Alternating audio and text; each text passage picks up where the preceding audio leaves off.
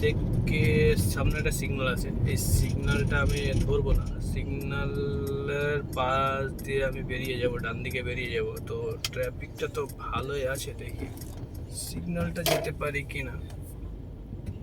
Signal traffic আছে, এখনই গাড়িটা লেগে যেত আমার বাম সাইডে একটা রেঞ্জ রোভারকে, এখনই ঠুকে দিতে হবে। একটু টার্ন করেছে আর আমিও টার্ন করেছি, না হলে এখনই ঠুকে যেত গাড়িটা এখনই। পিছনে একটা বাস, এদিকে আমার বাম সাইডে গাড়ি, আর বাপরে যা বাঁচিয়ে দিয়েছে উপরওয়ালা, বাঁচিয়ে দিয়েছে আলহামদুলিল্লাহ।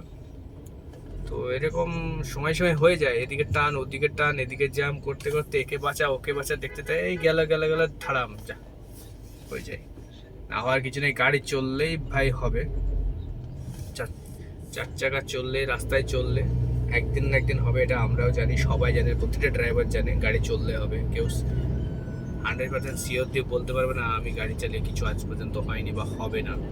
গাড়ি চালালে হবে, এটা লেখা আছে, খাতা কলমে লেখা আছে, চললেই হবে, রাস্তায় গাড়ি চললেই হবে, ওটা কোনো মাইন্ড করার কিছুই নেই। তবে এদিকে থেকে আবার ডান দিকে ঢুকবো, ডান দিকে ঢুকে আমি যে সার্ভিস সেন্টার যাবো, এটা এই এই রাস্তায় শর্টকাট, তাড়াতাড়ি মতো চলে। আমি যদি 60 নম্বর ধরে আসতাম অনেক লেট হতো, ওখানে ট্রাফিকটা প্রচুর আছে, আর আমাকে ওখান থেকে 60 নম্বর ধরে আবার 4 নম্বর রোডের ব্রিজ হয়ে ঘুরে ইউটার্ন মেরে আসতাম।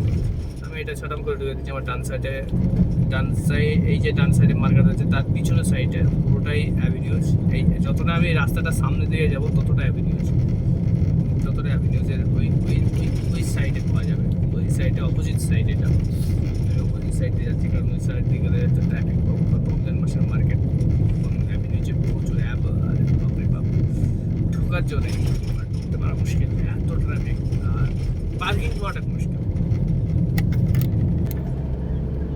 এইটা হচ্ছে সামনে যে একদম স্ট্রেট সামনে হোম সেন্টার দেখা যাচ্ছে, এটাই অ্যাভিনিউজ, এটা হচ্ছে হোম সেন্টার, কিন্তু এটা অ্যাভিনিউ, দা অ্যাভিনিউ যে এই রাউন্ড বোর্ডে লেখা আছে, তা আমি রাউন্ড বোর্ডে ঘুরে আসি, এখান থেকে ওটা মারলাম না, এটা থেকে মারা হতো, রাউন্ড বোর্ডে ঘুরে আসি, দেখুন দা অ্যাভিনিউ দেখা যাচ্ছে এখানে।